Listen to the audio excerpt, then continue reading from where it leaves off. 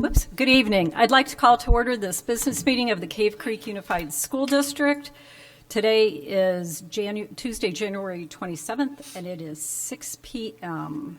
And I would like everybody to stand for the Pledge of Allegiance, which will be led by this month's student of the month, student leader, Jackson Turner.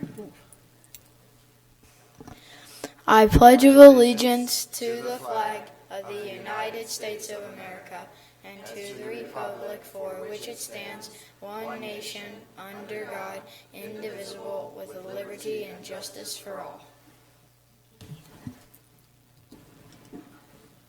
All right. Item 1.3, roll call. All members of the board are present. Members of the cabinet that are present are Mr. Dolezal, Dr. Jensen, Dr. Pletnick, and Dr. Hendrickson. Item 1.4, formal adoption of the agenda. Is there a motion? So moved. Is there a second? Second. Are there any modifications? Nope. Okay. All in favor, say aye. Aye. Any opposed? All right. Item 1.5, President's Report.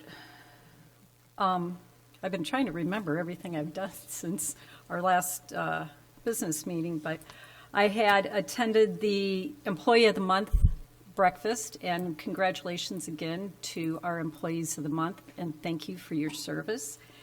And just yesterday, I was at Sonoran Trails for their Student of the Month Ice Cream Social, and I've got to say that there are some really outstanding, very cool kids at Sonoran Trails, and so congratulations to those students. And that is my report. So, board comments. Want to start?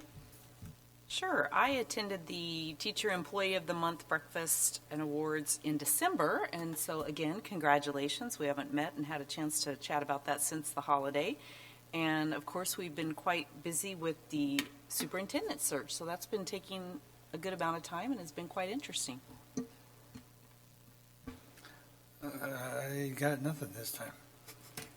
Same. Anyways. Nothing right now. There's a lot coming up, it seems, in the spring, but nothing for me.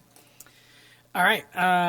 So got to see some girls basketball, which that's always entertaining and exciting. The girls, 3 amazing teams, fans in the stands, and we're making things happen. So it's cool to see that going on with the girls basketball. Attended around the district this weekend. Got to see some fan favorites cooking at the grill. I even got some photos to prove it. So it was a lot of fun to see everybody come out and support the district. Hopefully next year we can increase that turnout a little bit. And then last night I got to go to the National Send-Off for cheer and pom. It was really kind of cool to see a bunch of pom dads do a routine with their daughters in matching shirts that had their daughters' faces on it. So there was a lot of entertainment last night. So fun events. You guys should all come out. There's always entertainment in all of our schools. So I encourage everybody to get out. And then, yes, superintendent search has been fun. Other than that, it's just another exciting day here in the district. All right. Item 1.7, Superintendent's Report. Mr. Dolezal. President Greer, members of the board, I'd like to begin my report this evening by taking this opportunity to recognize you, our CCUSD governing board. You may or may not be aware, but January is Board Appreciation Month, and I want to express my gratitude for your dedication and leadership. Your commitment to the students, staff, and families of this district is evident, and your hard work is very much appreciated. As mentioned, we celebrated our January Employees of the Month. Congratulations, Michelle Hoffman, Jessica Morgan, Ariana Gervasio, Daniel Chupe, Isabella Vargas, and Antonella Nechtman. And now let's celebrate some students. So our annual district spelling bee took place on January 14th at the Fine Arts Center. Spellers from each school participated. First place went to Remy Burke, a 4th grader from Horseshoe Trails, and runner-up was Dylan O'Malley, a 5th grader also from Horseshoe Trails. We wish Remy luck when they continue on the regional competition February 9th, hosted at Deer Valley Unified School District. Further congratulations to Sonoran Trails 8th grader Alara Simpson, who also happens to be one of our students of the month tonight. She submitted an essay to the Junior Scholars Essay Contest and was notified that her essay had been shortlisted as a finalist. Over 1,000 essays from 53 countries were submitted, and final winners of the contest will be announced February 1st. Way to go, and good luck, Alara. Last week, senior night Falcon Wrestling. Senior Maddie Bamer recorded her 100th career win. Congratulations to Maddie for an amazing accomplishment and best of luck as she chases the state championship this year. More celebrations, this time from our Cactus Shadows musicians. Sarah Duncan and Caden McEwen earned their place in the Northwest Regional Honors Band. Caden is first chair in our region for tenor sax. Kaylee Rollins, Isabella Ayerpatov, Paula Angulo, and Paloma Smalley earned their place in the Northwest Regional Honors Choir. A special shout out to Kaylee Rollins, who was not only named first chair in the soprano section, but she had the highest vocal score in the region of all singers. These musicians will perform in Lake Havasu at the Honors Regional Concert, February 12th through 14th. And finally, I would like to formally introduce the January Student of the Month. On the dais with us this evening, our leader is Jackson Turner, a fifth grader from Horseshoe Trails Elementary. My name is Jackson Turner, and I'm very appreciative to be here at this board meeting. A few things that are special about me and that I really enjoy doing are rock climbing with my dad, I run my own pet sitting business, and playing baseball. Horseshoe Trails has been an amazing school to attend because of all the great teachers I've met along the way and just how awesome our principal has been for me. Some things that I look forward to when going to school are seeing my friends and teachers and having a safe and fun environment to learn in. Thank you for the opportunity to speak here in front of you all. Thank you. And that concludes my superintendent's report. Awesome. Good job, Jackson. Item 2.1, our January Students of the Month. It is with great pride that we gather to celebrate our exceptional Students of the Month. Each month, we recognize students who embody our district's core values: perseverance, leadership, compassion, and excellence. Tonight, we honor not just academic achievement, but the qualities that shape these students into well-rounded future leaders. As Maya Angelou once said, success is liking yourself, liking what you do, and liking how you do it. Our honorees have demonstrated success through passion and dedication, inspiring peers, and making their families, teachers, and community proud. Whether excelling in academics, arts, athletics, or leadership, they show that greatness comes from hard work and commitment. These achievements are the result of a strong support system, parents, teachers, and the community working together. To our honorees, congratulations. You are the best of Cave Creek Unified, and we look forward to your future contributions to the world. So now I would like to ask the board to step down, and we're going to recognize our Students of the Month.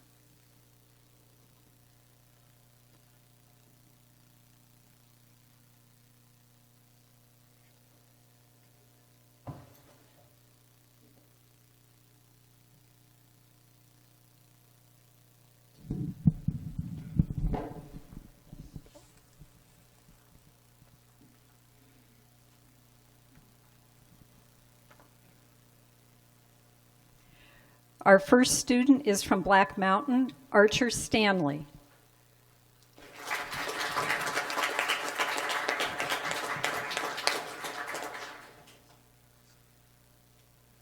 Congratulations.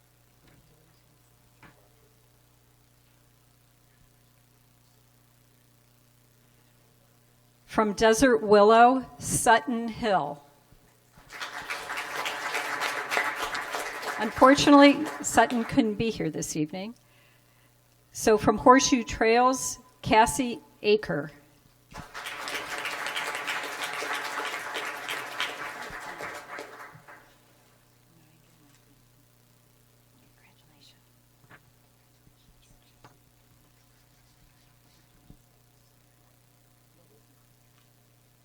Okay.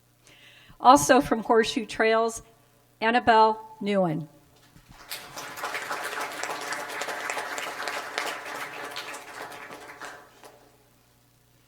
Congratulations.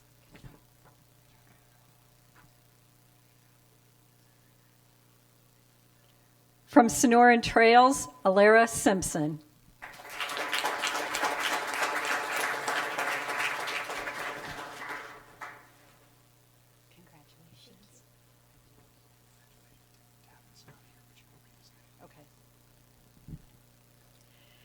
From Desert Sun is Davin Freeman, but Davin also wasn't able to be here this evening.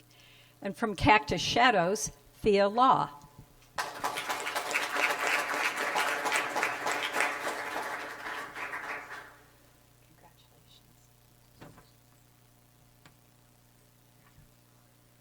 Okay, come on. Come on out here, Jackson. Perfect, Jackson. Parents, you can come in the middle, you can stand up and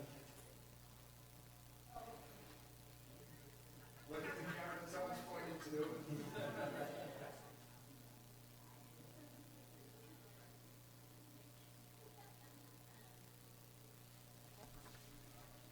All right, congratulations to all of our students.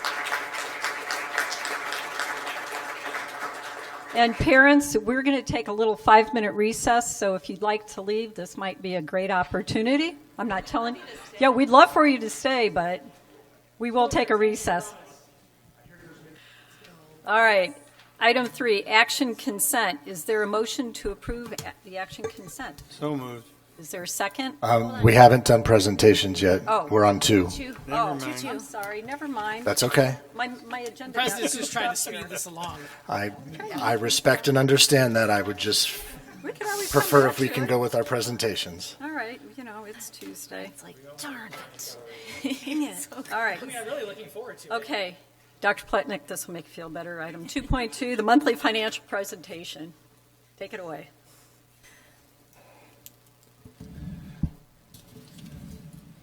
President Greer, members of the governing board, I am here to do the monthly financial presentation, which I will start out as I have the past few months with the enrollment counts. Now, the enrollment count is going to be a little bit different this month, just simply because I'm going to show you the current enrollment, which is last week's enrollment. But with the withdrawals and the enrollments, what you're going to see is the month of December. But because we were on break in December, we didn't get all of the enrollments in. So next month, that should match up a little bit better, but I wanted to give you an accurate picture of, as of last week, where we are, which again, we just hit the 100th day, so now funding should begin. We should have a better idea where we are with funding in the upcoming weeks. You can see our total elementary enrollment is 1331. Secondary enrollment is over 2,000. Sonoran Trails is at 835 students, and Cactus Shadows is just below 1,200 students for a total of 3,405 students. After the 10-day drop period, well, the first week of school, you can see we were at 3,450. 10-day drop to 3,446, and we are now at 3,405 students overall. December withdrawals, we can see we had 61. Not necessarily surprising, December is higher than most months. This is that transition month. You can see that we did have 14 students that did move out of state. We did have 11 that moved within the state. Within state, it could be Tucson, could be Flagstaff. It's just another state public school that they moved to. We did have 11 of those 61s did move from one of our schools to another school and district. So you could see that they moved from Cactus Shadows to AOE, or they might have moved from Horseshoe Trails to Black Mountain. And then you could see 6 for charter, 5 online, 3 homeschool, 3 private. The other thing that impacted it is during that transition time, that is a period where international students, if they're only here for a semester, you can see 3 did go back home at that point. And also early graduation. And early graduation, it's either students graduating early or even our athletes, especially if they have a Division I scholarship, they're going to graduate early, begin reporting to campus. Then our new enrollments, you can see 5. You will see more in January. Again, our registrars were off over winter break. Therefore, when they got back from winter break, we began processing any of the new enrollments. So that did not make the December numbers, but it will make the next set of numbers that we do have in February. So you can see we gained students, a couple from charter schools, 1 from in-state, and then we also gained a pre-K. So withdrawals per site, you can see that that secondary level, you saw the most impact over that December period of time. And And again, just minimal movement really at the elementary levels. And that is the last slide for enrollment. Do you have any questions on enrollment? Just, mine's very brief. That 45 kids at the day 100 mark, is that kind of standard? Do we monitor that year to year? And We do, and honestly, that did hit our expectations. Again, the way it's trended, at least within our district, we have seen over the past really 4 years that, that first day was higher than by the 100th day. We do have a lower number. So when we do our calculations for state funding, we do take that in consideration. Because remember, even if they were here, say they were here for 90 of the first 100 days, we only lose 10% of the funding for them. Because again, funding is based on that 100-day count. So that's not fully recognized then. It's not like the true, kind of call it the 5,000 head count impact. No. So you're going to have to look at your weighted ADM. So that's when the Department of Ed sends us our monthly calculations of what our true enrollment is. So it could be 3,405, but again, based upon ADM, that really can represent, let's just say 3,700 if your enrollment started high enough. So. And then with the 11, how much of that was AOE? I do have those numbers. Of that, it was 10 of them.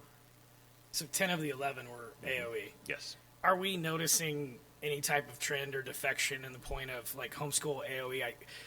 When I keep looking at the numbers as they come out, there seems to be a pointing line. Are we seeing defection at the high school more so going to AOE or homeschool, or are we starting to see that at the middle school as well?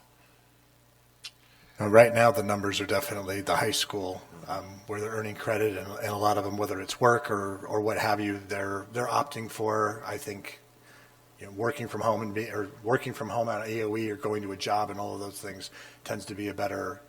We're not seeing the same numbers leave at middle school or younger. We only go down to 6th grade at this point in time. All right, so it's isolated to high school. And are we truly vetting? Are we guessing that they're going to work? Are we vetting? Do we have some other disconnect that we're starting to see a little bit of net fallout? So of the high schoolers who went to the AOE, all of them met with their counselor to make sure that they understood the differences and what was going to be expected of them. And yes, of most of those 10, there were some extenuating circumstances as to why that was just the best decision for them at the time. And we we wanted to support it, and we were happy that we do have an option now to support that is a little bit more viable than perhaps it was in the past. Yeah, I will say that I do believe that historically we would have lost those students, just period. Agreed. As opposed to having them, and again, we want to serve as many students as we can in as many models and modes as we can. So it does offer a place where we can still keep them and help them get to their E. Agreed, and I hear all that. I'm just wondering, and again, just even from my own experiences, there's some self-inflicted wounds in there that causes a student to move over. Are we addressing those? I mean, there's a multitude of things. I'm just making sure that, is there safety measures to, while it's great we're capturing and recapturing, we may not have had that loss depending on certain scenarios, like what our offerings are, what frustrations we create, etc. Just trying to understand, are we catching it or are we just kind of accepting it? Right. I think it's hard to generalize that one, so each one is so unique and specific, but I would say most of them, for whatever reason, they were never connected to the high school. So they're not involved in athletics, clubs, all of those extra activities that we really want to encourage kids to get involved in. And so usually there was, for whatever reason, a lack of connection. Does that answer it? Kind of. That leads to another rabbit hole of fun of going, okay, fine, if there's no connection in sports, then are we missing the academics? So is it an offering or is it a lack of? I don't think it's an offering because I don't think they're leaving our academic offerings. I will say I think we have robust academic offerings at the high school. They're getting fewer offerings online. So these aren't the students who are going to, they're not going online so that they can get a more rigorous science class. I'll put it that way. Fair enough. or something like that. There you go. And often it's a lifestyle or a life choice, just in terms of what fits them and their family's needs at that moment. Just try engaging as Dr. Plotnick's about to go into the dollars and cents, and all of these points tie to dollars and cents. And if you're looking at there currently are 39 students enrolled in AOE at the 40th day. We were at 26. And that includes EVIT too, right? So or is that solely? No, that's hard number dedicated to that AOE. should be our AOE. Okay, numbers, I yes. just Correct. wanted to make sure because that's a. Yeah. So that's a hard number. Okay. All right. So the next part of my presentation is our budget update. Just like last January, I gave a budget update. I will give another budget update this January, and this plays into decisions we have to make as we move into decisions for FY27. Yes, it's only January, but the planning for FY27 begins now. The staffing begins now, and typically, again, contracts are a month and a half away from being issued. So decisions have to be made based upon some of our projections. The first thing I'm going to cover is just some background information, and I don't think this will come as any surprise to any of you. The 100-day student count I am showing on the right-hand side. Now, the 2026 count, it's not official from the states, but this is what we had as of last week on our enrollment reports. And you can see consistently we have been dropping in enrollment, and then this is after the COVID period since 2022, we have had that steady drop in enrollment. The one thing I will say, if you look at each one of those years, you can see a senior class coming out and a kindergarten coming in with big discrepancy. So the senior class that has been graduating has been much larger than the kindergartners that we have coming into our district over this period of time. Also, I want to say the Auditor General did come out with their annual risk report, and there were 3 areas that we were at risk with, which same as last year. And the first is the weighted student count. As you can see, they do put us in the high risk, and I'm going to show you just a couple of charts that I'm able to filter from the Auditor General about that. So if you look, we're going to focus on the far right column, the 4-year change. If you can see, we have a 29.2% weighted student count loss. Now remember, weighted student count isn't just the butts and seats. Again, if somebody's here 90% of the time, we get credit for 90%, 80%, 80% of the time. But we have a 29.2% loss. We are actually, this is ranked in those who are considered high risk in the state of Arizona. We have the 4th highest loss of all of those districts in the state of Arizona in ADM. Then if you look at the 1-year change, the second slide, you can slide down to number 5 on that list, and there's our weighted ADM change, the 1-year change this year of 10.4%. Now, if you look at last year's weighted ADM change, we were over 9%, so slight uptick, which we were expecting this year in the weighted ADM. Now, the next piece of background information I want to do is our historical budget and expenditures. I do want to show you, this is another piece which we'll get into with the Auditor General, but our capital to M&O movement. In 2022, you can see it reached $2.1 million, and these charts are actually directly from the Auditor General. Every December, I work with the Auditor General in verifying our information. They pull our information, I double-check their calculations, and we go back and forth. So this chart from the Auditor General shows you, in that 3rd column, how much money we have been moving. $2.1 million in 2022, and then $2 million up until this year, where, again, we began shifting that money and keeping it in capital rather than over to keeping it in capital rather than over to M&O. Now, here's our second risk, high-risk area from the Auditor General. You can see it's the capital money that we redirect. On the far right, you can see, and again, this is a public report. Anyone can go on to the Auditor General site, and they can see this data. And it does tell us that we're moving a large percentage of what's intended for capital and capital improvements in our district and shifting it over to operations. And it is, again, in their high-risk category. You can see we've made strides with this current year, that we have not moved as much money over, and you can see the percentage change. But again, we are still, with moving as much capital over as we do, we're putting ourselves at risk. We do have capital needs that are going to be coming up in this district as our buildings age. Again, we've talked about the fuel tank before. It was put in 1985. We have roof concerns that will be coming up. We're working with SFD for things like our chiller, but we may be required to pay a percentage of that. Again, working with SFD is a tedious process, and having your own capital to do some of the projects is definitely preferential. Now I'm going to go to the two charts on the right are again from the Auditor General, and I pulled the chart on the left. The chart on the left shows you our revenue control limit. Revenue control limit, again, as a reminder, is how much the state pays us for each student, essentially. So that's our ADM funding.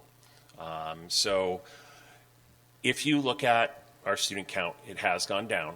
And if you look at how much the state pays us or gives us for our revenue control limit, you can see $31.1 million, $31.8, $30.1, $28.4. This year, we're about $26.4. Now, what I want to draw your attention to is the top chart with the middle column, and that's our M&O expenditures. Now, these numbers are pulled directly from our annual financial report. So that is the report that is our official spending as a district that we present in October. You can see in 21, 22, 23, and 24, we spent $32 million each and every one of those years. Now, if we cross-reference that to the chart on the left, 22, 23, 24, you can see we did not bring in for our ADM $32 million. So what that means is we were spending more than what the state was providing us in ADM. And so that's why I want to bring next to your attention the bottom chart and the far right where it says UCO fund budget balance. And so what that is our carry forward for our capital. You can see in 21 it was $2 million, and it drops all the way to about just over $1 million in 25. So essentially, we were taking money from the capital and moving it to M&O. And if you look at the carry forward in the M&O on the top chart, you can see our M&O was increasing all of those years, but we were draining our capital. And so now we're at the point of only having $1 million in capital is a big concern. And so now we're trying to put money back into capital, which is going to potentially cause our carry forward in M&O to decrease if we don't watch our expenditures. And so this is the careful balance we're at in this district right now, is balancing capital needs and having a capital plan for repairs because we know capital expenditures are coming, but also continuing to meet a level for our M&O. Our M&O spending, you can see last year we dropped below $2 million for the first time in those 4 years. And this year we're dropping those expenditures even further. But again, the concern is we're needing to drop it towards that revenue control limit, which you see on the left. So what does that mean? We're projecting our 2% inflation increase. So the state gives us either 2% or what inflation is, and inflation is somewhere around, I think it's 2.76% is what they calculated. So they're going to give us a lower number, which is 2%. So if we look at it, our straight revenue control limit, which again is driven by that average daily membership It's $26.4 million. Now, if we look at that 26.4 million dollars, that doesn't include any of the capital movement, any money moving over from capital. So I do want to make a point of that, and doesn't include carry forward. So if we're projecting enrollment, and we've done a number of projections, I've gone over a number of projections with Superintendent Dolezal. We are looking at projecting with our enrollment that revenue control limit being about $24.7 million next year. One of the big reasons for that is, again, even if we had a full rollover, meaning every student stayed with us grade to grade to grade, we're expecting that graduating senior group to be much bigger than our incoming kindergarten group. And so no matter, as long as that continues to happen, we're going to continue having a lower revenue control limit each and every year. Now, next year, with our revenue control limit, and if we do move $1 million over from our capital next year, and one of the big reasons $1 million, and not this year was 1.2, is we're projecting less than $2 million in capital funding next year, because it's based upon our enrollment this year and based upon the state formula and how many students we have. Just like in years past where we moved $2 million over, we won't even have $2 million to move over next year. So moving $1 million over and keeping about $900,000 in capital, this would represent. So that gives us, and with our carry forward, and you can see the carry forward about $2.1 million right now. It would give us a total capacity. Remember, capacity is the total amount we can spend on M&O. So that is the limit the state allows us to spend. It would be about $27.8 million. Now, the bottom represents what we would need to cut. And there's going to be some caveats to this. Right now, the current budget is set to be maximized at $29.6 million. We have not spent $29.6 million this year yet. We're about $28.3 million. So we do have a little wiggle room if something happens. But if we base next year's budget off $29.6 million, you can see with our revenue control limit and our capital moving over, that represents about that $25.7 million. That means we would have to cut about $3.9 million from M&O for our next year's budget. Now, this is M&O. Okay, so title funds, if they drop and we cut a position from Title I, that doesn't impact this at all. If we cut a position from some of our special ed funding and our grants, that doesn't affect M&O. So when we look at this, the cuts would be from that maintenance and operations budget. So if we cut $3.8 million, $3.9 million, it would still leave that $2.1 million carry forward steady.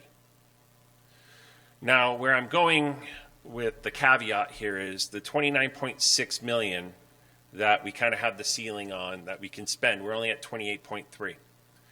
If we stayed at, and again, we still have 5 months of expenses yet, but if we stayed at $28.3 million, that would be $1.3 million less, or only $2.5 million we have to cut. So the one thing Superintendent Dolezal and I have been talking about is what are the best ways to cap expenditures this year? What are the best things we can do in order to minimize expenditures at this point? And again, that is removing positions, reviewing as positions go away, reviewing if they need to be filled, looking at positions that may need to be opened, and not hiring those positions this year. Again, when we went through this about a year ago, we ended up at this point spending about $400,000 more than we were at in January. So even if you take that $400,000 more, that still saves $900,000 from what we would have to cut, which would drop that to $3 million.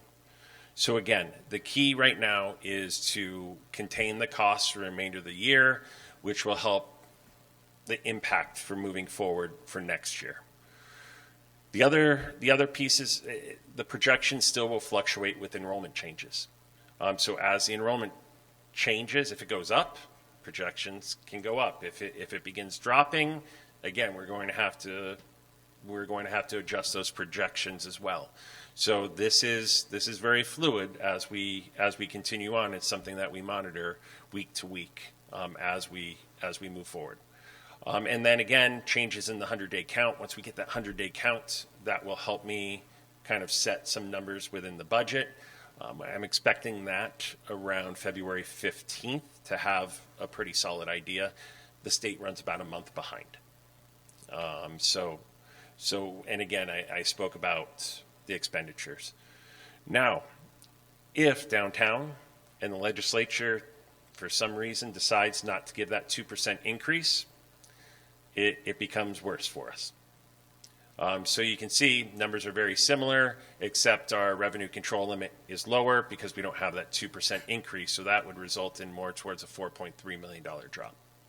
So as the state is arguing over the budget over the next few months, that 2% increase, which we've received, and it was in the governor's proposal, that's very important that 2% happens for us. Well, and Dr. Pleck, and I would just like to also note that if inflation is going up by 2.76, we're already 0.76 behind the 8 ball next year. On top of that, just as a side note that I think we all know, but as costs continue to increase, we're not even getting funded at the cost of inflation at this point in time. So remind me, what was net savings last year? So we made all the decisions, right? Mm-hmm. What was that net gain that we were shooting for?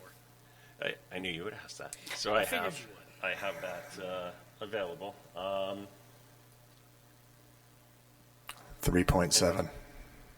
Well, the savings a little bit different. So if we look at it, well, we can play on that one. So 3.7 was kind of the. Well, and Vice President Moore, sorry, I misunderstood where you were going. Dr. Pletnick will pull it up, but I was talking about, ultimately our carry forward last year was 3.7, and then I was going to take the opportunity to remind us that we absorbed $300,000 in health costs and $300,000, well, a little bit more than that in terms of 1% increase of that. Some other pieces that went into that. So correct. So just looking at for me and what I talked with Dr. Pletnick about as well is I would love to get back to 3.1. Mm-hmm.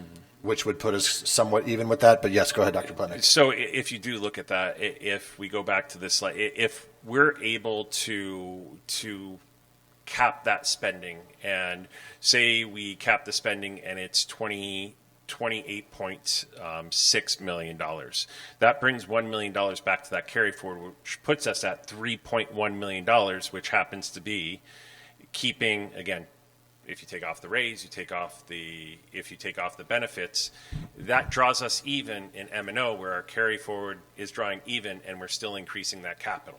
So the net effects of the actions, they're there. And there's consequence though. Mm-hmm. There's consequence because we're facing the consequence of our actions of last year. Yes, you were spot on the number point. But rough math, and I know you have the exact math, is let's say we lost about 11% of population last year, right? Currently today, that's roughly 2 million, right? But, well, I'm not. My numbers are. You're more exact as you have that, but I'm just mathing along the way. If when you make cuts or you make some of these decisions, you don't recognize 100% net savings because there's a consequence on top. So. Are we baking that into some of our decision making? Because, again, if we look at our years holistically, we're somewhere in the ballpark from 2022 to now. We've lost about 7 million. Mm-hmm. And if you actually, again, if you look at the loss from this year, from last year to this year, and even taking into consideration the difference in, again, that 12th grade and kinder. Yep. We are slightly higher, but again, from the actions, we can look at each one of those. Again, we can look at each and every one of those schools, each and every one of those students, and project what we should have been at with the normal loss. And again, if we lose No, you're right. The numbers aren't that far. You're No. You're roughly, let's call it 8.67% previous year to 11.17%. So yes, it's not like, because again, I know some people take this little snippet and run with it and be like, oh, we're way off. It's still micro percentage, but overall, the fundamental piece that we suffer with is we still have loss at a net gain of like 2 million, regardless of what percentage point is in margin of a decision factor.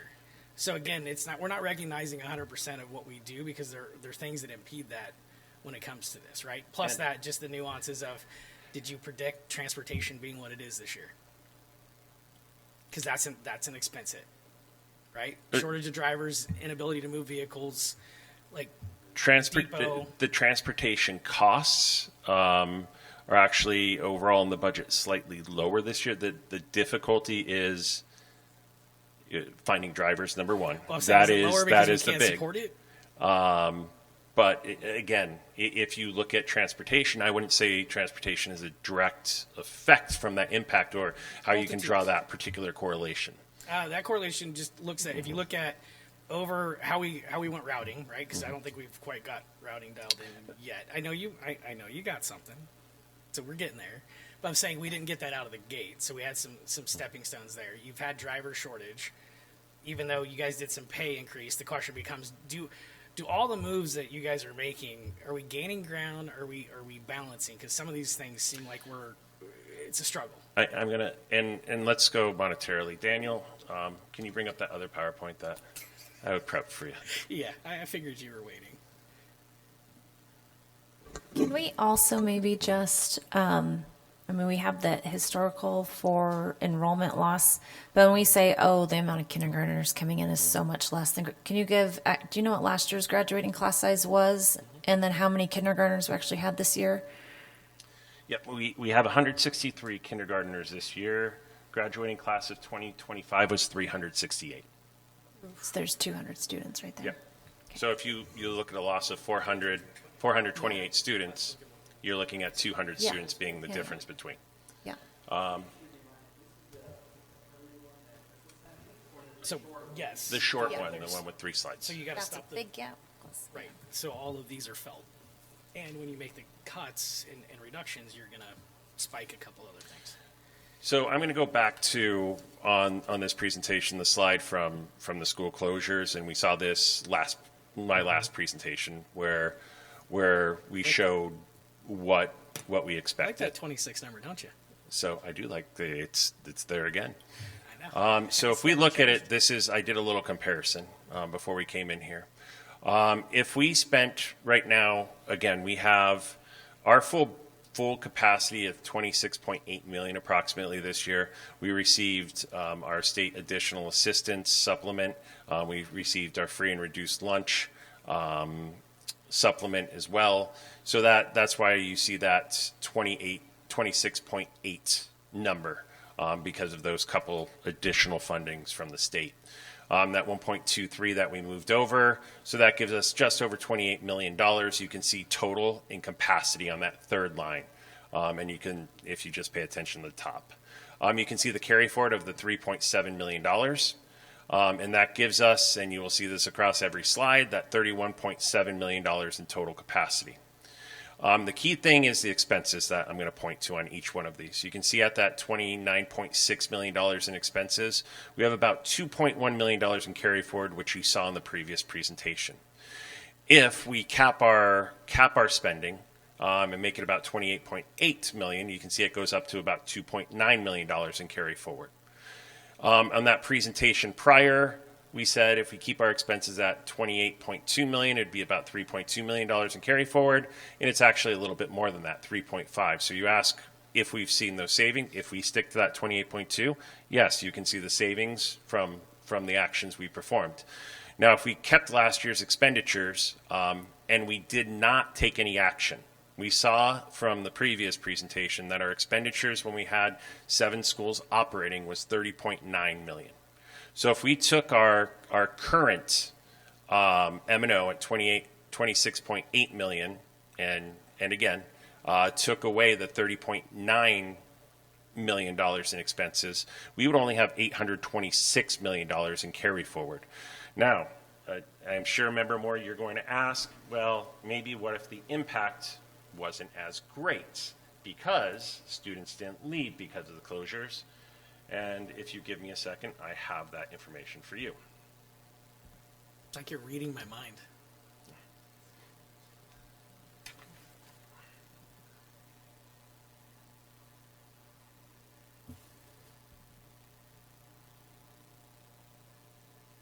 And then you're saying what, 3? So if we did a full rollover, meaning we did not lose any students, we didn't lose any students, which raised that FY26 M&O, it would raise our carry forward to about 1.45 million.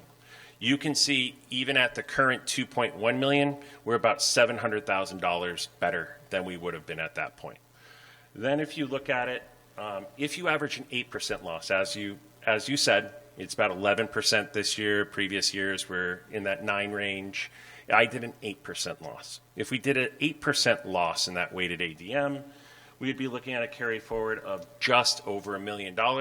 As you can see, that's $1.1 million currently as we stand, to the better than that would have been.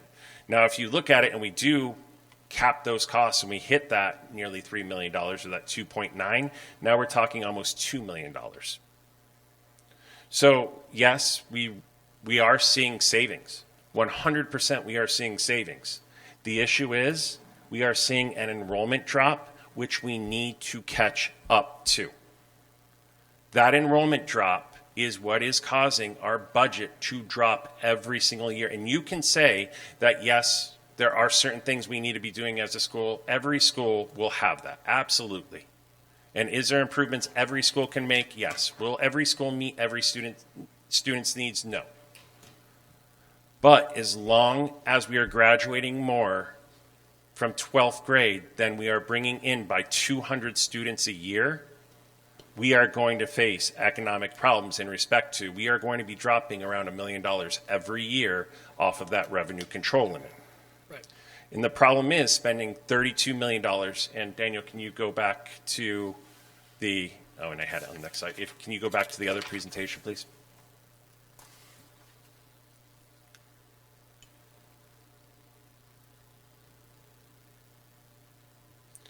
All right, perfect, thank you.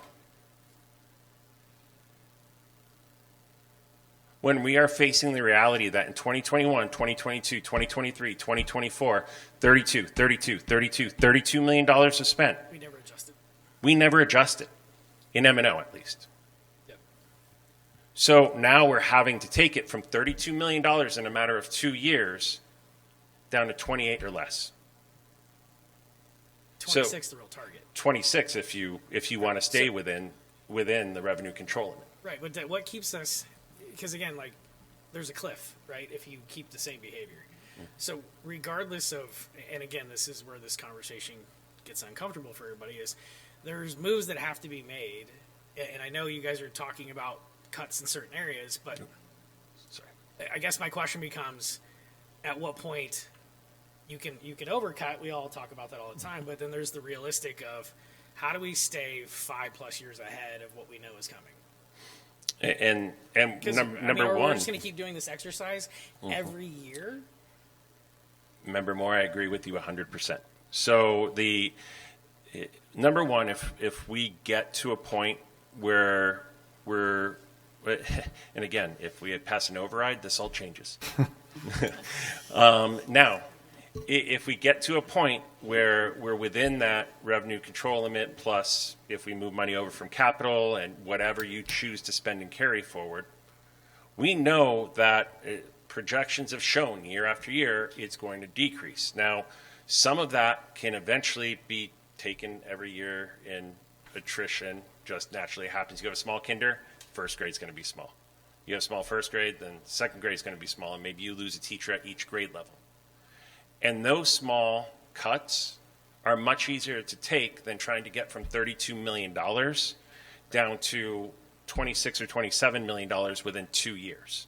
And so if you get to the point where you get within that range, then yes, unless there is an increase in population, that's attending Cave Creek Unified School District, we are going to see this drop. And you can look at the numbers year to year to year. Eventually, should there be a level, if we're averaging 200 students coming in each year, eventually we'll get to the point where we know it's flatlining at 200. But the issue is we're seeing 238, we're seeing 200. We saw 163 this year. So that fluctuation, it's not even steady, but you eventually will get to the point where we're not losing 200 a year, and maybe it's only 50, 60 a year, which then would make cuts, make changes a little bit more tolerable than having to make massive changes.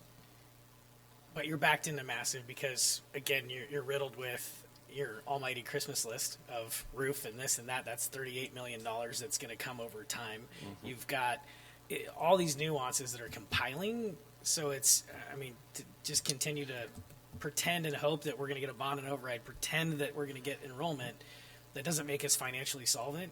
Correct. Because, again, one thing, we're proving out that the SFD doesn't help. I mean, you can't even get Desert Arroyo demolished. No, and so, remember more. I will chillers. tell you the SFD last meeting was something around $200 million behind. Yep. We had a meeting with the SFD today about the chiller and renting this chiller because we have to design a new chiller and then we have to build a new chiller and so yes, it's difficult, and that's where we are getting behind on capital. Again, we have a fuel tank that's from 1985. Correct. We have a chiller that was last updated in 1998, but when we're moving all of our capital money over, right, what choice do we have but to lean on the SFD? No, you're backed into a corner, but if they don't meet your need, you continue to fall behind, no matter which way you slice it. So that's what I'm saying is, the unfortunate side is, and you guys inherited this because if you go to the time clock here of the cuts, cuts didn't happen. So thank you. I think sometimes you guys take enough beatings on the things, but in reality, if you didn't make the adjustments, we'd have different conversations and we would be like some of these other districts where it's high risk.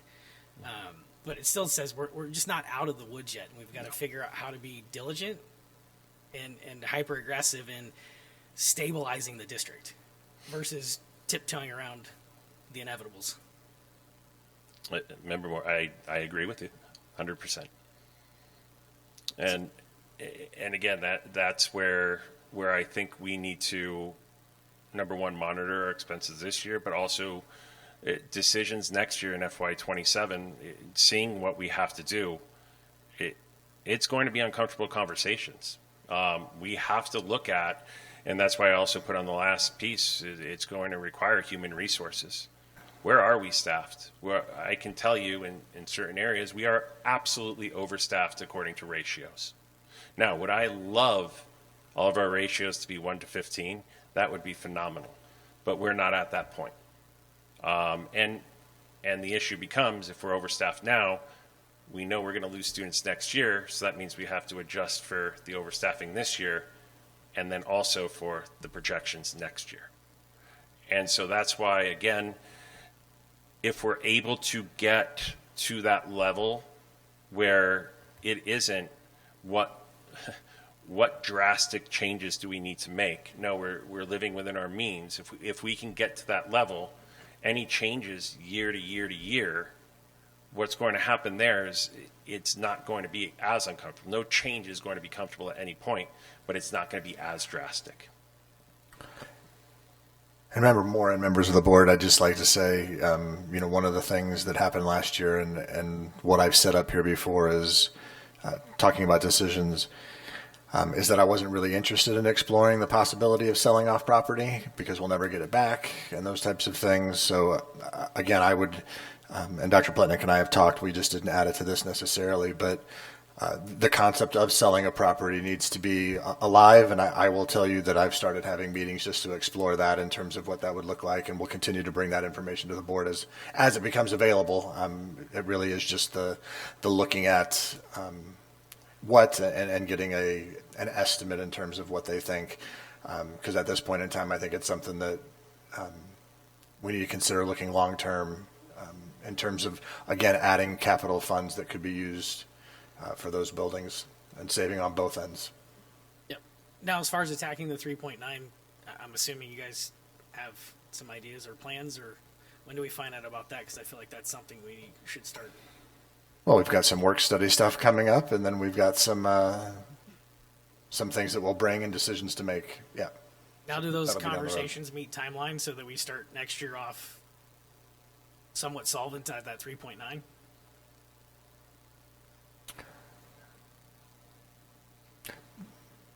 Big decisions, my friend. Big Well, decisions. 3.9 is a big number.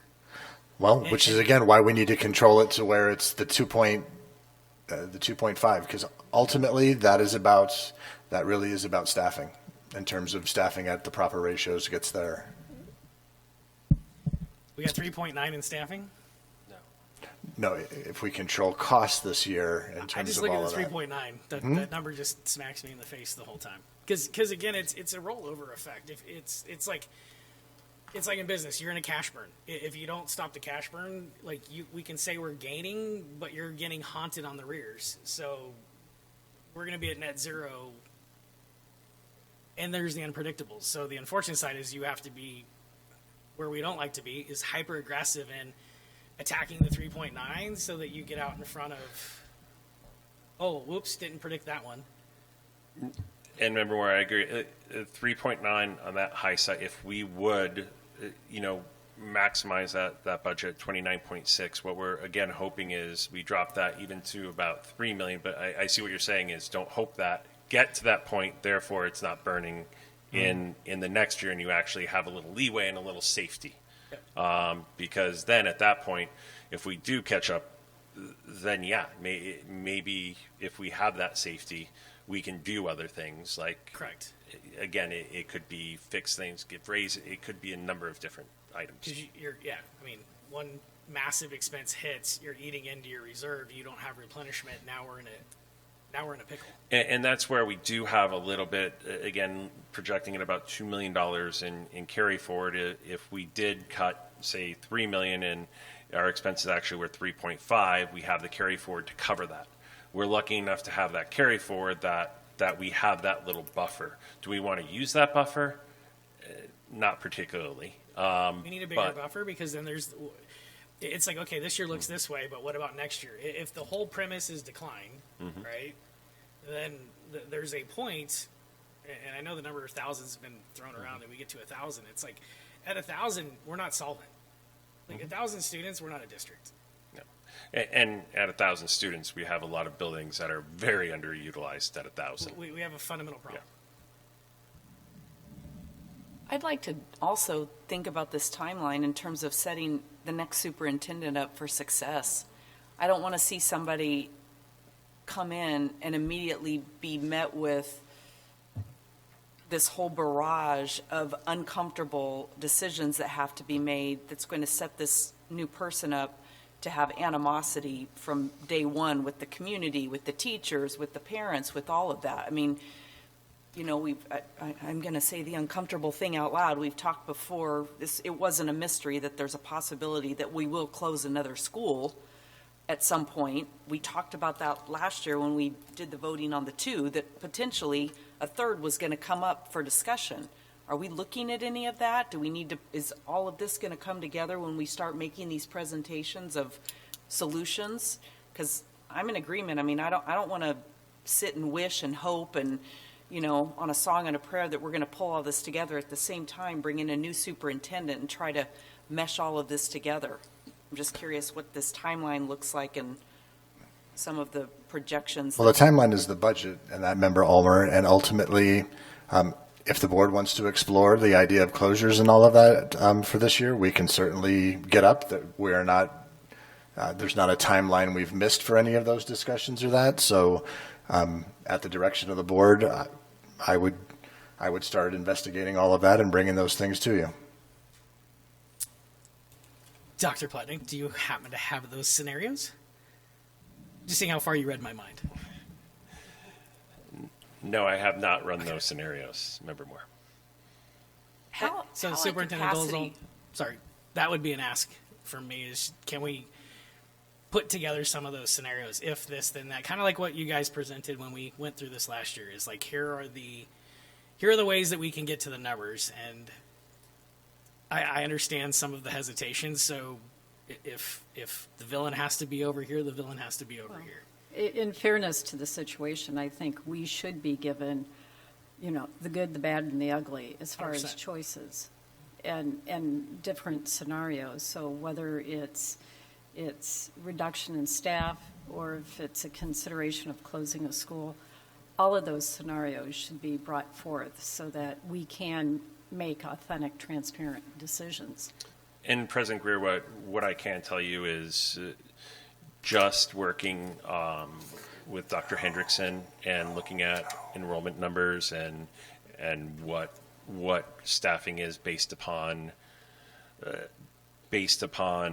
our enrollment numbers, there is savings right off the bat that we're going to achieve that we have been working on and figuring out how close does that get us to the 3.8, 3.9 million. So we have been working on those numbers, and part of that, naturally, the reduction has to happen no matter what.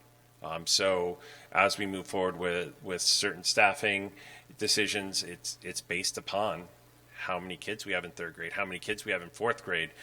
So we're going to see those adjustments right off the bat.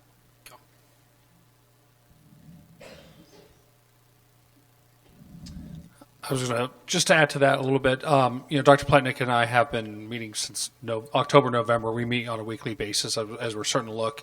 And so really the big majority is if we're staffing at the board approved ratios, we're going to get beyond halfway there to where we need to be cutting. So that provides a lot of the big chunk is out of the way.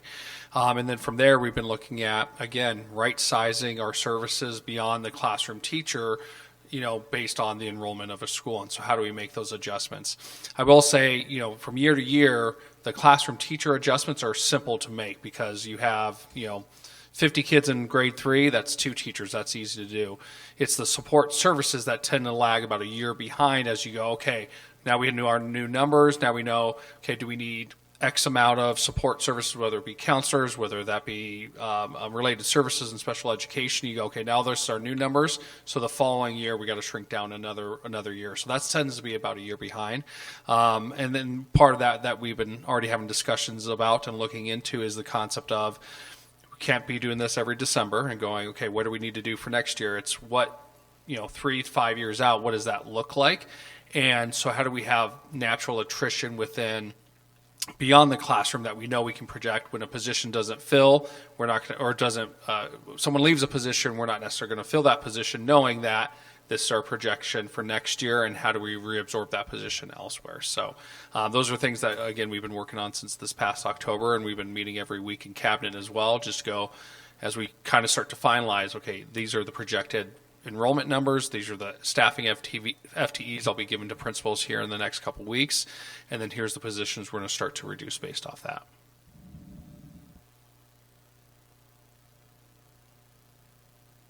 Any other questions?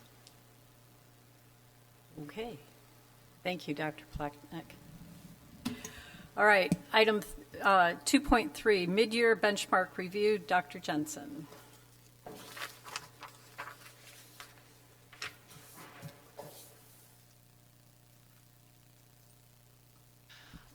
Thank you, President Greer, members of the board.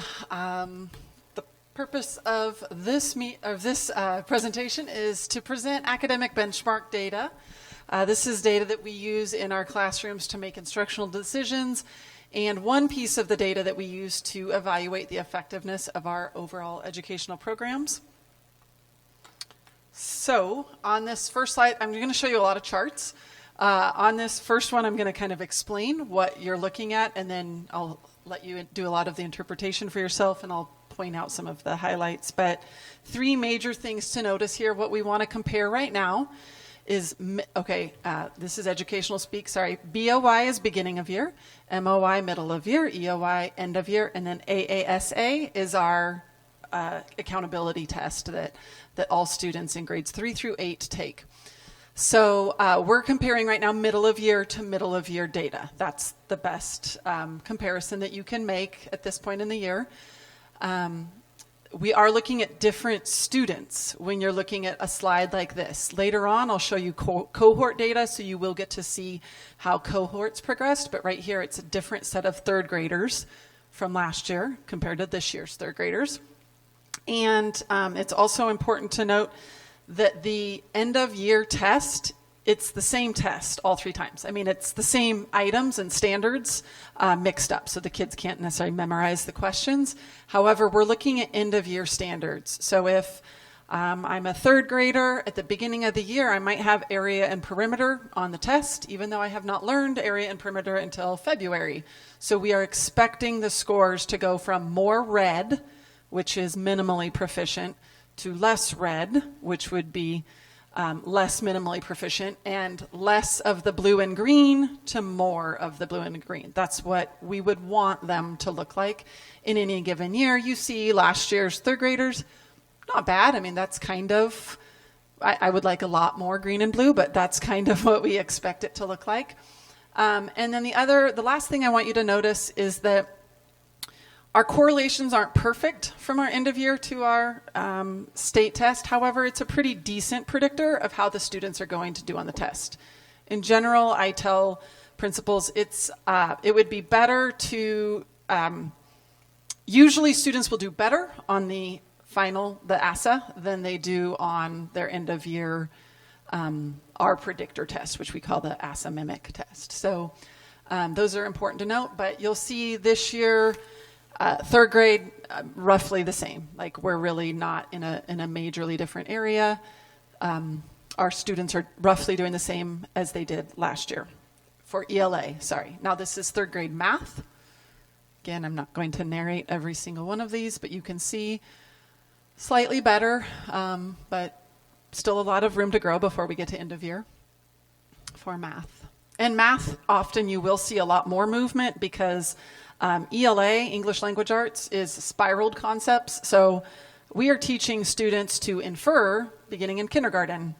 We're not teaching perimeter and area in the same way, like how to calculate it in kindergarten as we are in third grade, if that makes sense. So there's certain mathematical concepts that are not introduced until third grade, whereas English Language Arts, you're looking at more complex texts and books and all of that, but it's roughly the same concepts, standards. Fourth grade, English Language Arts. Again, we're doing okay. Fourth grade math, roughly the same. That is actually really kind of what we want the chart to look like, if I'm being honest, for the last year's fourth grade. That's a good example. Fifth grade, English Language Arts. And fifth grade math. And then sixth grade English Language Arts. As we know, we did change how massively our instructional program at sixth grade. I mean, it's the same standards and everything. However, students are going through school in a very different way, but they're responding well. And then sixth grade math. This is actually an area that we've noted that we're flagging as an area of concern, and so we're diving deeper into this data with those teachers at Sonoran Trails right now. Seventh grade English Language Arts. We're actually very happy at the difference. Again, compare middle of year last year to middle of the year this year. The teachers have kind of tapped into some of what motivates our students on those tests and how to really get them to perform their best on these. Want to maintain that for the rest of the year.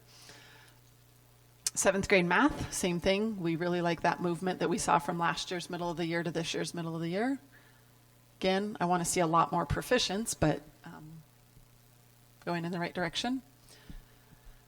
Eighth grade English Language Arts.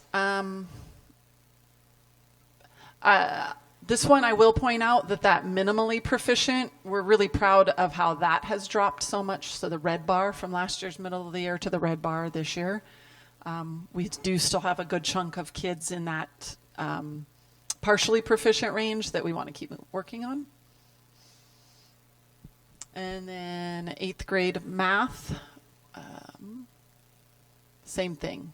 really happy with the reduction in partially proficient. And if you talk to the 8th grade teachers, really they will tell you they're working on the apathy and making sure, because again, kids have a hard time seeing why this test is important for them. They've taken it since 3rd grade. They're tired of it. They're typical 13 and 14-year-old students. This is a tough one for them to swallow. So we're happy with the progress that we're making there. Okay, now I said that I was going to show you cohort data as well. So this is our current 6th graders. And I made a cheat for you on the right. So that means that our students who I'm going to say are passing the exam increased 9% from last year to this year. So again, very happy with that. Like to see more, but we're pleased with the growth. So this is our current 7th grade students, up 13% compared to how they did in 6th grade last year.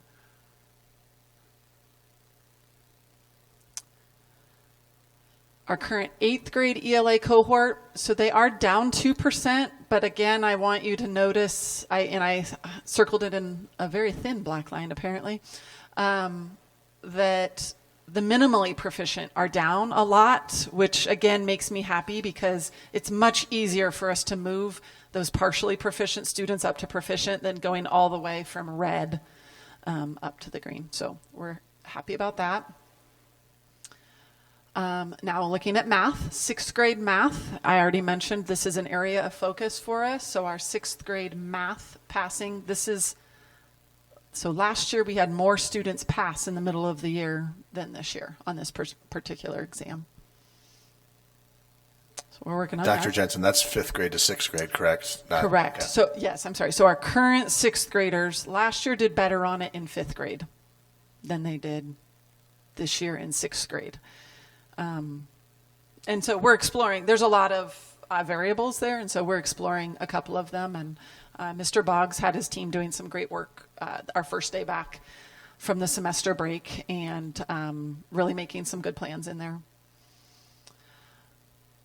Our current 7th grade cohort for math, again, up 7%. Not as high, I would like that higher, but we're working on it. And so if those students continue to improve on the ASA, or like they did on the ASA last year, then I feel like we'll be sitting in a pretty good place with them, but we've got some work to do. And then our current 8th graders who did not do well on the ASA at all last year are improving as well. So some generalizations, which most of these I've already said, but we do see cohort growth in all of those areas. I didn't go deep. I didn't share deeply the graphs with you for the cohort data at the elementary, mostly because they all improved. Our area of focus has been at the middle school, but also they all went up. And then we see cohort decreases in 8th grade ELA. However, with a big caveat of I'm really happy about the reduction in the minimally proficient students there. And then in 6th grade ELA, or math, we saw a 13% decrease in that cohort. What this tells me overall is that we are tracking that we will get more student growth points than what we got last year so that we can bring up that middle school grade that we're wanting to improve. With that, any questions? You said that you've been fighting the middle school apathy. That's a good way of putting it. What processes are you putting in place? I'll be writing these down for my middle schoolers, just by the way. Good luck. I mean, some of it just goes back to that building strong connections and relationships with the students. So I want to undergird it all with, I do believe in my heart of hearts, that's the most important. However, tangibly, some things. They're doing a lot more celebrations for academic performance. And so we just got done celebrating principal's list, honor roll, and perfect attendance. So they're doing a lot more celebrations. And Dr. Jensen, I just want to interrupt. I believe the number was 490 parents came and checked in that day. So there's, when we can get parents to buy into that and show up for their kids in that, that's just going to compound that effect as well. So I wanted to call that out. Absolutely. Yes, when we can partner with the parents, that helps a lot. And then also, I'm going to say that, and word has gotten out that if you want to be in honors, you need to pass your tests. We're no longer just going to give people a free pass into whatever class they want. They have to show us some data that says, I can hang with the rigor of this course. I'm not only on level, I'm ready to go above level. And so we're actually using data for course placements, and that word has gotten out. And so I do think students are taking it a little bit more seriously, and I hope that translates on the ASA. My concern is, for some of our minimally proficient students, that's not the thing that's going to motivate them. They might not care about all of their course selection. And so that's where we really still rely heavily on that relationship, the connections, and that parent side as well. And then Dr. Jensen, I do want to say I think there's also the ability that if you do well and indicate that you've learned the material by that they may not have to take their final, or there's something like that where they're earning, hey, if I do well on this test, I get, or I don't have to this. So again, it's trying to find what may motivate as many different kids as possible. And I would just like to echo Dr. Jensen, her sentiment that absolutely nothing in my mind replaces a powerful relationship between a teacher and a student, and what that student will do for that teacher that they know respects them, and they'll run through a wall for the right person who's made a connection with them. So I think, again, I agree that that's therein lies the crux, but some other tangible things to try and help with some carrots and sticks. Okay. Great information. Thank Did you you. see any? Did you see any data in regards to like 5th, 6th cohort previous year versus this year being how we transitioned 6th to middle school? I can pull the data for you. Yes, typically, as they get older, their scores go down. Right. So, but I'm absolutely happy to pull that and give you the exact kind of what I gave you there of 23 to 24. 5th, 6th grade when they were at the elementaries versus 5th, 6th when they jumped. Gotcha. Yes. Just because when they We'll go get into it. that, obviously that middle school component, I'm just curious to see if there's that. You see it in 7th. Well, there's an interesting dynamic too there when you go from being the big man on campus in 6th grade to being the little Correct. on campus in a 6-8 school. So, yeah, we can get that for you. Curious to see it. Thank you. And everybody takes the test, whether you have an IEP, everybody, correct? Yes, great question. Everybody takes the test, and it doesn't matter what your abilities are, who you are. They all have to take the test. In fact, we get graded on how many students take the test. If we have kids who are absent, it's like our job to hunt them down, and we do a very good job of that. We get about 99% or 100% every single year. Anything else? Thank you. Absolutely. All right, now action consent. So is there a motion? So moved. The second? Second. All in favor, say aye. Aye. Any opposed? Okay. Item 4.1, call to the public. According to ARS 38-431.01. President Greer, there are no calls. There is no. Really? Oh, well then, never mind. All right, I'm ahead of myself here. All right. Then, 5.1, field rental rates. Mr. Dolezal. President Greer, members of the board, this is an item tabled from a previous meeting, and administration moves that the governing board approve the field rental rates as previously presented. So moved. Second. Any questions, comments? All right.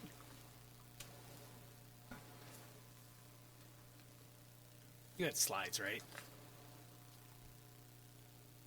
Do we have slides? Yeah. About the rental rates. I know, I just was putting them out there for visual effect. It's more fun. So, question I have, first and foremost, taking these, I mean, basically the rates, and I get mirroring with other districts, we've got a field to pay for, 125% up to, in some categories, 150% increases in some category. Do we have the data that tells us what what is the usage and what that would equate to? Dollars and cents?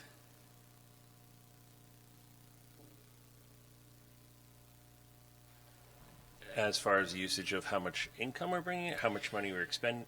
Well, I mean, obviously the drill here is to increase the rate to offset expense of field, correct? I mean, because we're hyper-focused on just the football field in this conversation. No other fields or any of that comes. Vice President Moore, if I may be so bold, yes, this particular conversation is the stadium only. We're only referring to the stadium.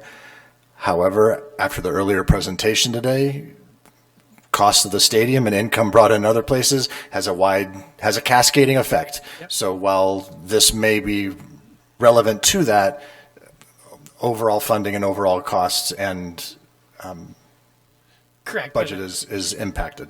Correct. But there is a cost to this associated point that we have to pay. So the question becomes, do we know what does that go towards? Meaning, what's that total dollar number? Does it eat down into that payment? Yep, here we go. I got that for you. There you go. So I had Mr. Santina pull some numbers for me earlier in the year, and then I had his assistant pull some rental usage from 7/1/23 to 1/16/26. Now, it's been kind of it's a short ask or a short period of time to get an ask such as that. So we tried to pull as much data as we can. I'm not going to have ECS numbers because, again, if somebody elects to go through ECS rather than directly through our facilities to rent, they're still kind of renting. If you remember, if we look back, things also like lacrosse was part of the high school, where they're not a sport that is part of the high school, so we're missing some of that data, how much field usage they have, because it was part of that. But to give you an idea, what she's been able to pull for me is 11 different renters for our facilities. And those 11 renters over that 2.5-year period, total income that was pulled for me from our facilities was $220,000 total. So we are looking at, and if we look at it, if we want to talk football field specific, we had one renter just above $10,000 and one renter just above $11,000 in rental fees for the football field. And again, one of those. How many years is that? That would be from 7/1/23 to January 16th. So we are looking at very minimal amounts that are brought in. Now, if I look at it and breaking down the costs, we have about $173,000 payment, and I'm going to round these just for ease. I had Mr. Santina pull electricity from the lights, and I had him pull during the period of 24, so in between period, in that range. And that was about $4,500 in lighting costs. We just got a quote for the contract for the field maintenance, so the annual field maintenance with the field company, and that came in at $4,000. And then in-district maintenance, kind of estimated a couple hours a week just to do what we call the litter cat, and then to do other field maintenance, and that approximately $2,100. You can say on that. So if I'm Are those all annual? Yes, those are all annual. So we're looking at $183,600 to operate that field. And again, that's an estimate on that. Now, if you look at it in the past 3 years, or 2.5 years, we've brought in $21,247.50. So you can see at that point, again, it's. And part of when we look at our facilities is, yes, we want to be a good neighbor, but there's also costs we have to cover. And the classes, remind me, class 2, class 3, who falls in those classes? Let me pull that. I do not want to misspeak.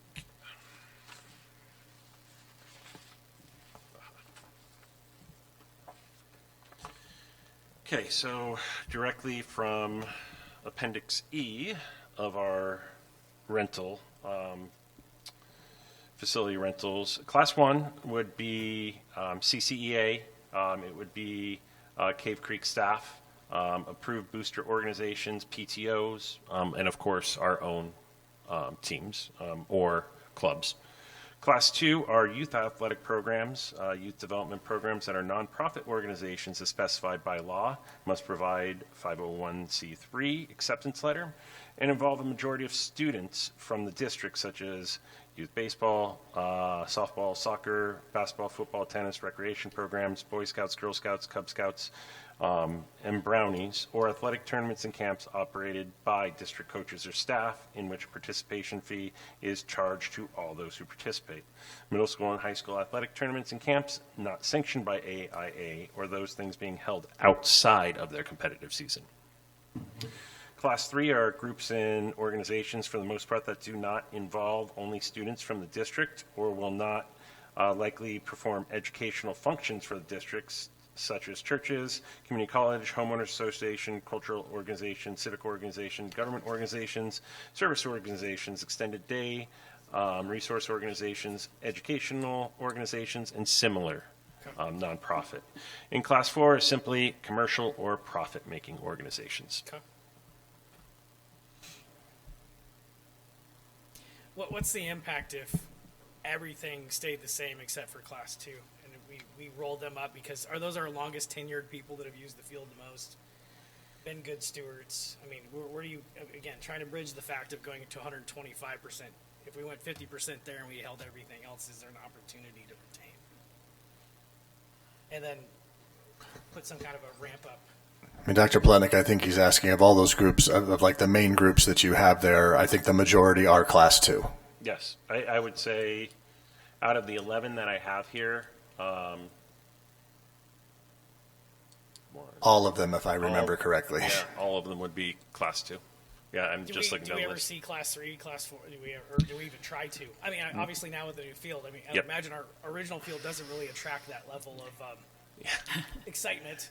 And I will say, Mrs. Serino has actually been working with the Fiesta Bowl to try to attract that. We've been working with professional soccer organizations to try to get training. So, Mr. Gilmore and Mrs. Serino have actually been knocking on doors, trying to, and even working with the Boulders is right by us. And we have our new field, and they also need a grass field. So is the one behind the high school good enough? So they've been knocking on doors trying to get those Class 4s. Yeah, I mean, my only concern is in talking to, again, more than just getting an email or a phone call, but talking to several different people, even our own coaching staff here on campus, there is some trying to find that middle ground of not ramping it up maybe as aggressively year one to make sure that we don't just basically turn everybody away, so 11 turns into 0. I mean, our own coaching staff on campus, there's no cost for them. No, I know, but again, some of these feed into them, so there's concern that, let's not.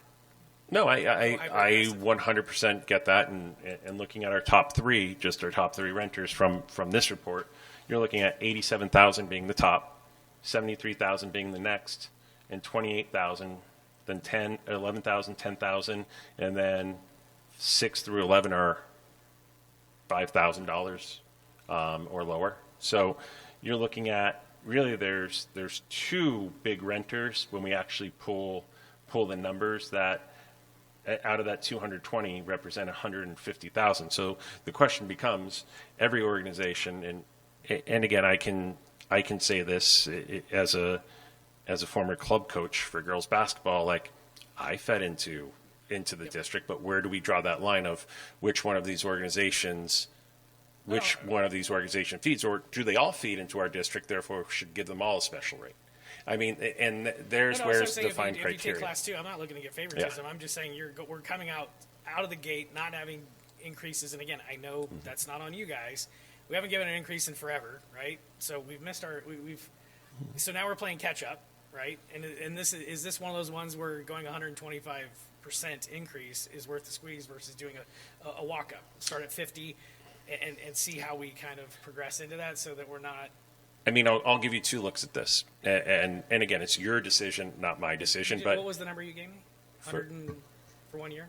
For 1 year, 100 and let's just say 84,000, 183.6. And that's just for the football field. That's not our other fields. But So most remember, of That's a whole this, different conversation. yeah, but this income, you said only 20 grand is for the stadium. The majority of it is from rentals of all the other fields that aren't even getting increased. and that is where we will bring the facility use guide every April. It normally comes, and we redo it. This particular, just because the football field just went in, that's why we're talking about that particular rate.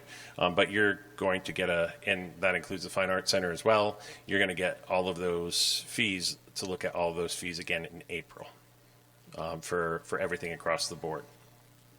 When you were doing your financial presentation and your projections, where it came to the field expenses, were you, for your projections, are you using the new rate here or the old rate? When you're looking at overall district expenses? That is just the expenses. That doesn't consider rates. That just Okay. considers the payment we have to make every October. Then that So considers. you didn't factor lights. any of this into that? Okay. No. That's what I wanted to Yeah, know. so that is the rate we will have to. So whatever's generated from this is over and above as far as, okay. But we still No, got- whatever is generated from this subtracts the cost. subtracts and it reduces. Yeah, but We're I'm gonna pay just the saying, 175 it plus wasn't the part of that. electricity plus- And I'm going to be very, again, transparent on this, because I think I'm one that likes to pull back those curtains. And historically, how rental money has been treated is it does go into our account, just our general civic center account. And it's not divvied up by particular rental area, and then that's used for maintenance costs. And it could be maintenance on a school, it could be maintenance on those facilities, where, I mean, I would like to see, and we're working on this as we peel back each one of these layers, that even a percentage of the income that we get from this goes towards going back to that facility. Because when we have to redo the basketball courts, the more they're used, the more we have to redo them. But if it's just in a general civic center fund, that may be going to painting a wall instead of going towards that particular basketball court. So that's a system You're here. not saving for the next turf. That needs to be in Correct. 10 years. That Again, has there's not a been lot in of- place. Correct. Yeah. But yes, I don't want to digress and go to the other properties because I think that there's money laying out there. But Well, and I think as we look at other properties, and we do have what I would consider long-term tenants in these other properties. We also have storage facilities that have been over the years, but as I've been trying to dig, as I've been trying to go through some of the paperwork and contracts don't exist. So one, it concerns me from a liability standpoint, that I go to my legal and something burns down. I have no paperwork to say whether we're liable or not, so it's on our property, we're liable. So I think district-wise, Doesn't the one trust of help the with that? big pieces is to look at our contractual language, and especially if we're doing what essentially is a long-term lease with some of these groups, how we go about that. the trust helps with that, don't they? As far as contracts and agreements. Yes. Okay. Well, the prepaid deal, yes, Yeah, so yeah, we yeah, can okay. utilize them, yeah. Yeah, I mean, I know what was it, baseball field? We had somebody crash into something, or I mean, Yeah, we just had an incident where our T-ball field on 56th Street was hit, and the block dugout, which again, we did not put in the block dugout, but an organization put in the dugout and donated the dugout to us. But that now we're responsible for that damage, and so there's where the tough part is of how we handle that situation. So on a field that brings $2,000 per year, that's at least a $5,000 deductible, or the cost of a $10,000, $12,000 wall. It was 12,000. $12,000. And now again, it was handled through a different way because of the person who hit it, but that's an example. I tend to agree with what Dan's saying. We can't, I understand the reason and the need to increase these field rates, totally 100%. But to go from where we are right now to where you're projecting or suggesting we should go. That's a big jump. And in addition to that jump, the reality is it's youth teams that are using this. And a lot of those teams have kids that get fed into our school district. And, well, we have one rep sitting out there from one of the youth teams, so I'll use that as an example, is youth football. We make this jump so cost prohibitive to that organization.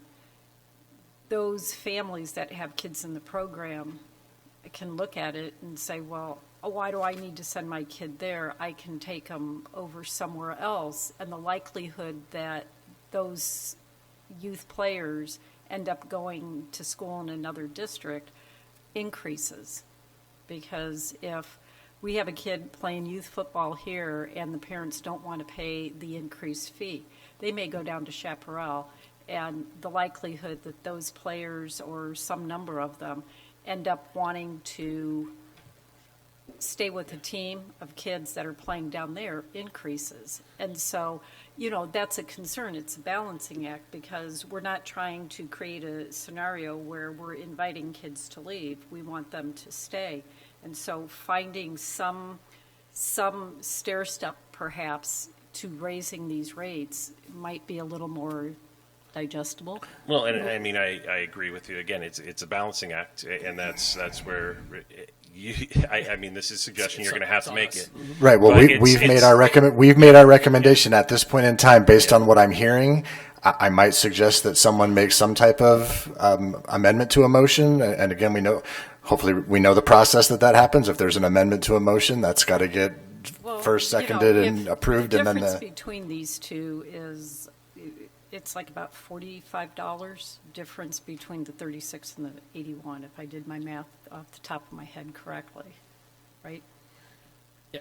Yeah, okay. Yeah, you're splitting the 45. Yeah, so 45 and 75 gets cut in half. That's yeah, split it in half, your net add-on, split the increase in half and factor it in, or stair step it in over a couple years. I mean, so again, you can look at it in stair step, and again, it goes every year to be approved. Again, we're definitely in line with PV and Deer Valley, so they can choose to go to PV, but it's the same price. Or Deer Valley, it's more. And That's what I was going to ask. Where did these numbers come from? That chart, I saw it for a second. Because we did, back in the day, when we were doing the work study thing, we talked about how when we had to go and play our game someplace else, we had to pay this exorbitant amount of money. But if that team had to do the same thing and come here, they would have paid this ridiculous fraction of it. And that's what kind of caused all this. And I understand what you're talking about, but, we have to get to these places anyways, and I understand what everybody's saying. But the fact is, this is the going rate around here. So, I mean, where, not to be crass, but where are they going to go? It's the same everywhere if we do these things. And they are, we're incurring expenses because of this. There was that thing about the water at one of the facilities. $10,000 water bill? Yeah, So that was from this. So, it's nice to be, nice and say, oh yeah, you don't have to pay hardly anything to keep playing here, but we are hemorrhaging, and we want to say, well, we'll put a Band-Aid on it for this year, and then we'll put another Band-Aid on it. That's kind of where we got into this situation anyways. So, sometimes you got to, rip the thing off and get going. And also to face reality is if we don't have funds in a cash account to make that payment, you're taking money from M&O. correct. So we already see we're in trouble M&O wise. Now, do we have all 5 years payments in a cash account right now? No, we don't. So that is part of the decision making in rates is that we do not have in the account we made our first payment all 5 years to make this payment. So in year 3, if we don't have an income source to make that payment, we are going to be taking from our own M&O. So that's the other piece to consider. And again, I absolutely understand it, and I understand running an organization. I understand students who, these are our potential students. But again, we're dropping in enrollment at this point. We are losing, again, revenue control limit every single year. I mean, is this the straw that this is your decision? Is this a straw that breaks the camel back, that cuts our enrollment in half? And which organization is which? I have 11 organizations. I will tell you the top two are probably, which we can discuss who the top two are, versus some of the other organizations. Which school did we rent from again? We rented from North Canyon. Okay. Paradise Valley. And what do we paired at PV? So what class did we fall under? class. I believe they have 3 classes, and I don't have the contract. I believe we fell under class 3 because we were not serving their students.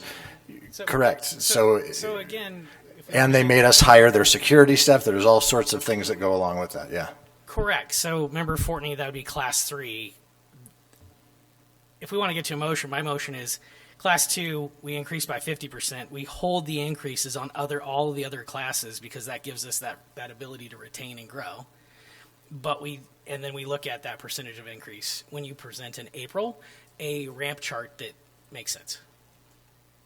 That's kind of, I mean, Just for class 2. just for class 2. I think the rates need to hold on these other ones again. So, Vice President Moore, I apologize, but there's a motion on the floor. I have to make a motion. I'm landing the plane I thought before you I just- make the motion. But if You that just counts as a motion, I'll you take it. just made the motion of class 2 raised by 50% and leave the other ones alone. He Oh. was mentioning what he He would. would suggest. But if you want to jump to it, I'll take it as the motion, and we can keep rolling. Go ahead and make the motion then. So Sorry. I make the motion that we take class 2 and increase it by 50% versus the 125% and hold all of the other rates at the proposed number. There needs to be a second.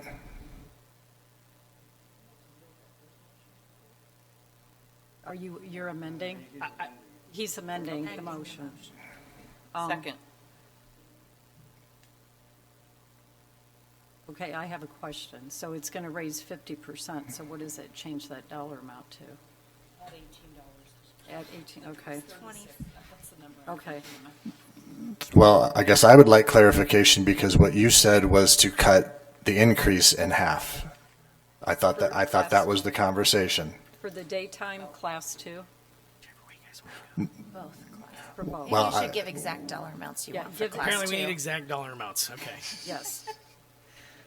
So for class 2 daytime, what is the dollar amount?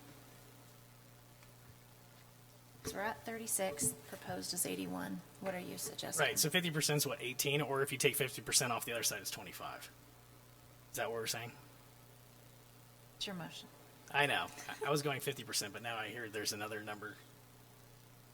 Because Janet was doing different math. Well, and Well, let yeah, me my let me math- try to clarify. Are you talking 50% of the old rate, or are you talking, okay, we jumped from 36 to 81, so you want to go halfway to that? So we have a 125% increase. I'm saying first increase should be 50%. So 50% of the 36? Yes. In other words, add Thank you. $18 to 36, is that what you're saying? Yes. Okay. Go 50% and then 54. And then we can address when we do the full facility that walk up. Okay. Because I know people want to use the field now, so we need to land on something. Class 3 stays the same. Yeah, but then Class 3 is cheaper than. Yeah, Well, no. class 3 is cheaper than, no. Well, no, it wouldn't, because it's No, going it's to not. 125. Yeah, no, it's not. No, because it's going to increase. Yeah, it's going from 51 to 125, and it's going from 90 to 212. So member Moore, 36, 50% is up to $54 for class 2 during the day. Class 2 during the night would be $90, Correct, and leave the rest. and then of them- everything else remains the same. Correct. Those stay just the way they are. Don't mess with any of those. Just class 2. okay. All right, Member Moore, would you please make a motion that includes the dollars Yeah, amounts? let me write those down again. Go ahead. 54 and 90. Okay. Okay. I'm making a motion that we take Class 2 from the proposed 81 to 54 and the proposed 135 to 90 and hold Class 3 and Class 4 at the proposed rates. Second. Okay. Any further discussion on this? I just have a quick question on what are we going to be represented with in April? We're going to go through all of this again, or what? So, didn't Member quite Ulmer, understand that. April is when we traditionally bring all of our facilities rates, so Fine Arts Center, the other baseball fields, the fields that are grass in the different areas. So that will be that's the normal time span when we bring rates for the following school year to the boards. And Superintendent Dolezal, can I also make a point that if you want to change Class 1, 2, 3, or 4, we can also change what falls into classes at that time too. So that's another thing you can always look at, in addition to the rates, but also additional fees such as opening, closing fees, and that kind of thing. Okay. Any other questions on this? Okay, so all in favor of this amended motion, say aye. Aye. Aye. Any opposed? Okay, that passed.